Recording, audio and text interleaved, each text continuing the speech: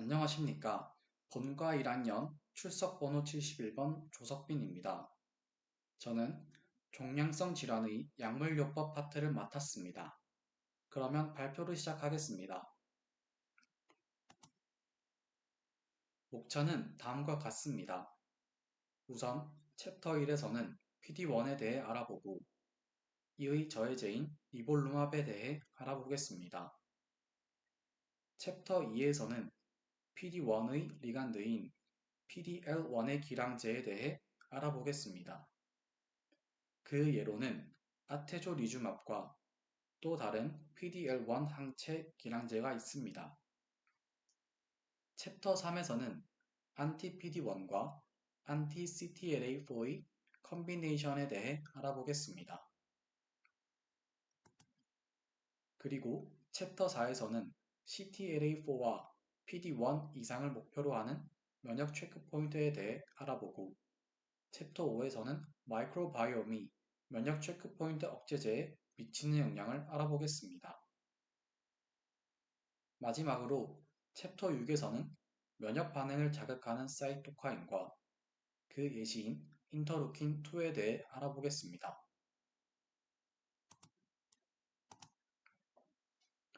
PD1은 Programmed Cell Death Protein 1이라고 불리며 활성화된 T세포의 표면에 있는 단백질입니다. 암세포의 PDL1 또는 PDL2 단백질은 T세포 내의 PD1 체크포인트 경로를 활성화시킬 수 있습니다. 이는 면역 반응 억제를 불러일으키고 결국 T세포를 비활성화합니다.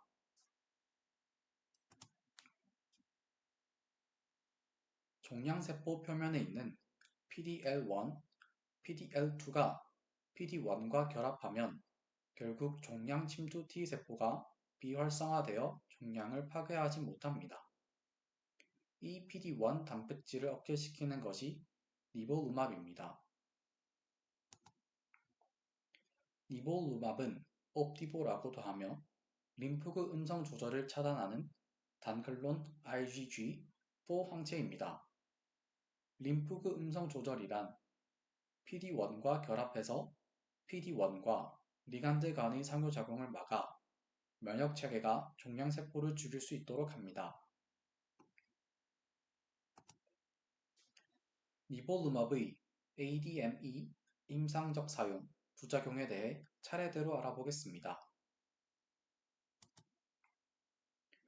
니볼루맙은 2주 주기로 정맥주사로 투여하며 반감기는 약 26일, 26.7일 정도입니다.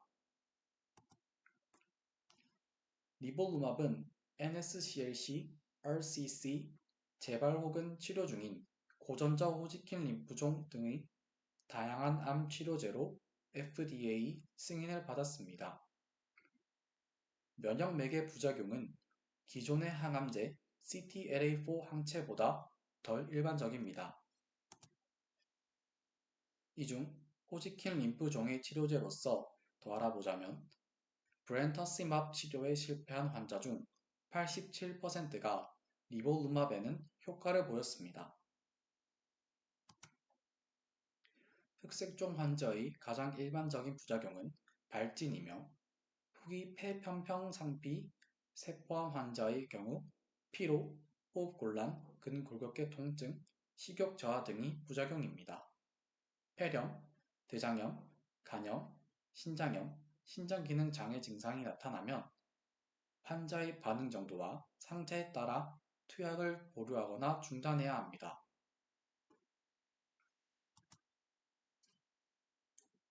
다음으로는 PDL1의 기량제에 대해서 알아보겠습니다. 먼저 PDL1에 대해 설명하자면 PD1의 알려진 두 개의 리간드 중 하나입니다. PDL1은 항원 제시세포, T세포, B세포 및 암세포를 포함할 수 있는 비조혈세포에서 발현됩니다. 많은 암에서 발현되므로 종양을 파괴하는 세포 독성 T세포의 활성화를 억제할 수 있습니다. 따라서 안티-PDL1 항체는 이러한 억제 효과를 차단하고 효과적인 항암 반응을 일으킬 수 있습니다. 아테조리주맙은 PDL1의 상호작용을 차단하는 인간형 IgG1 단클론 항체입니다. 아테조리주맙의 주가 의미하는 것이 바로 humanized라는 뜻입니다.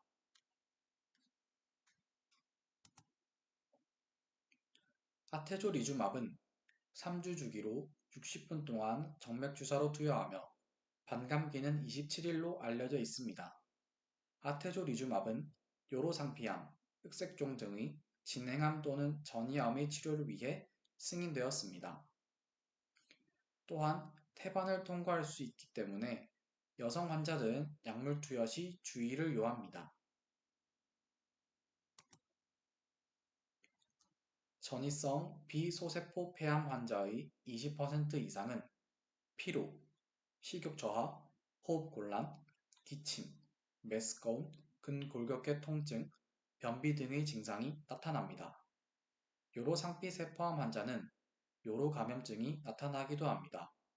간염, 대장염, 드물게 제1형 단뇨병, 그리고 길랑바레 증후군 등의 면역 관련 부작용이 나타나면 아테조리주맙의 투약을 중단한다고 합니다. 아테조리주맙은 현재에도 많이 사용되는 약물이지만 그럼에도 불구하고 간염, 대장염 등의 부작용이 나타나면 사용을 중단합니다.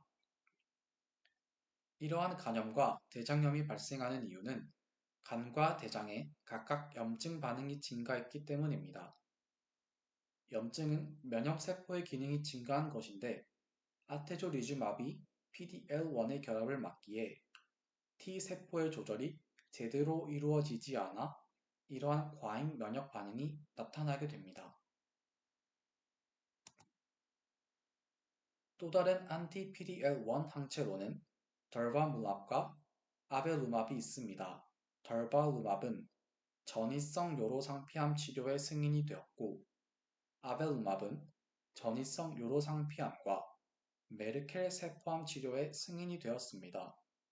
또한 아벨루맙은 VEGFR 카이네스 이니비터와 결합하여 RCC의 1차 치료로도 승인되었습니다. 다음으로는 안티-PD1과 안티-CTLA4의 병용요법에 대해서 알아보겠습니다. PD1과 CTLA4를 동시에 타겟팅하면 PD1과 CTLA4를 단독으로 각각 사용한 단일 작용제의 효과에 비해 치료 효과를 크게 향상시킬 수 있습니다. 이는 안티-PD1과 안티-CTLA4의 타겟이 T세포 활성화 동안의 면역 체크 포인트를 구분하기 때문입니다. 따라서 후기 흑색종 환자들에게 안티-PD1인 니볼루맙과 안티-CTLA4인 이필루맙을 혼합 치료했을 때 50% 이상의 환자들에게서 부작용 완화 등의 긍정적인 반응을 보였습니다. 이때 부작용이 완화되는 이유는 니볼루맙과 이필루맙을 혼합 치료하게 되면 각 약물의 용량을 줄여서 사용하기 때문입니다. 또한 다양한 고형 및 혈액학적 악성 종양에 효과적이어서 치료의 표준이 되고 있습니다. 면역 관련 부작용으로 드물지만 치명적인 심근염의 비율을 증가시킵니다. 자가면역 반응이 발생하면 투약 지연, 글루코코르티코이드 및 면역 억제제 치료로 관리가 필요합니다. 다음으로는 안티-REC3에 대해 알아보겠습니다. 면역 조절 요법이 잠재적인 표적이 되는 세포 표면 수용체들의 예로 세 가지 정도 들 수 있는데 Lymphocyte Activation Gene 3, T-Cell Immunoglobulin Mucin Domain 3, 그리고 T-Cell Immunoreceptor with IgN, ITIM Domains가 있습니다. 이 수용체들은 면역세포의 반응성을 음성 조절합니다. 안티-PD-1인 니볼루맙에 안티-랩3를 추가하면 환자의 치료 경과를 증진시킬 수 있습니다. 즉, 앞서 논의된 안티-PD-1과 안티-CTLA4의 병용요법을 넘어 이중 면역 체크포인트 억제의 유효성을 확립할 수 있습니다.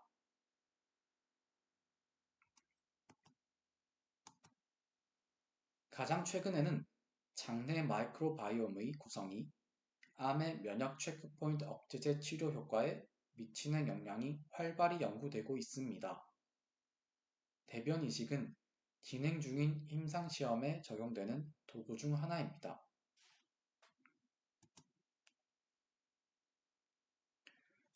마지막으로 면역 반응을 자극하는 사이토카인에 대해서 알아보겠습니다.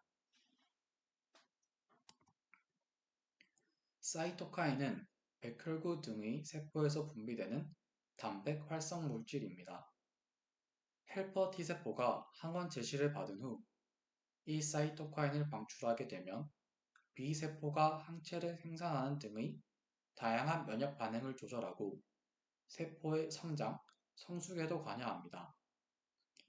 약 70여 개의 단백질이 사이토카인으로 분류가 되는데 그중 인터페론과 인터루킨2만이 암에 대한 조치로 임상에서 사용됩니다.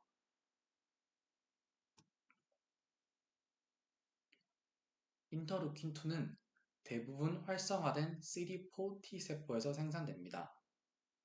인터루킨2의 기능은 다음과 같습니다. 우선 T세포와 NK세포의 성장을 촉진합니다. 또 B세포에 의한 항체 증식과 생성을 자극합니다. 내성과 억제의 매개체인 조절 T세포의 발달을 촉진합니다. 또한 인터루킨2는 잠재적으로 위험한 자가면역 반응을 제한하는 역할도 합니다.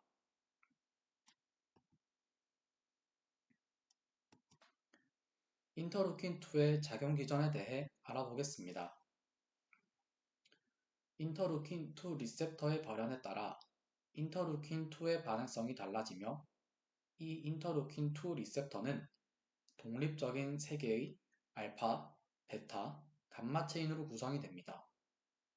알파 체인은 인터루킨2 결합에 주로 관여하고 베타 체인은 JAK1에 결합하고 감마 체인은 JAK3를 통해 신호를 전달합니다.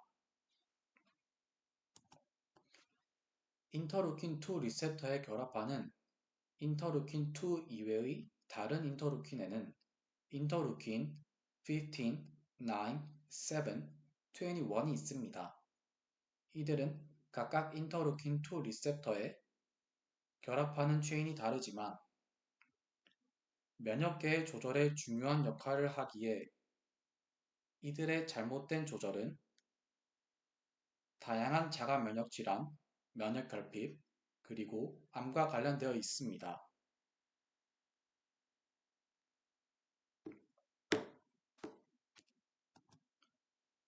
베타 체인과 감마 체인이 이합체화되면 JAK1과 JAK3가 활성화됩니다.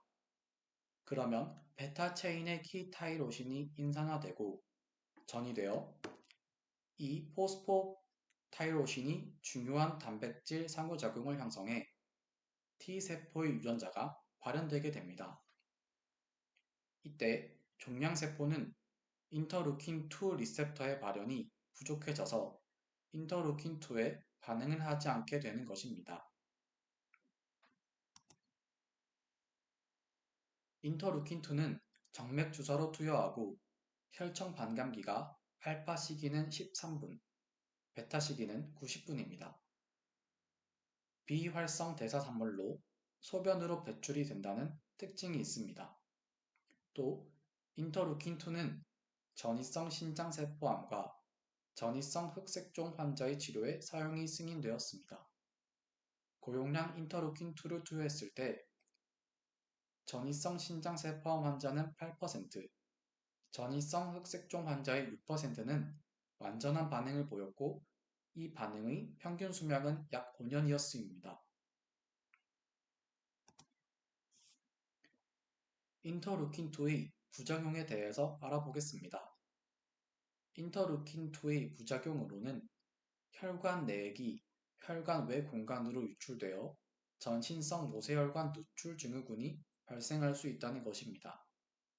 전신성 모세혈관 누출 증후군의 증상으로는 저혈압, 부종, 호흡곤란, 혼란, 빅맥, 핀뇨신부전, 전해질 문제 등이 있습니다.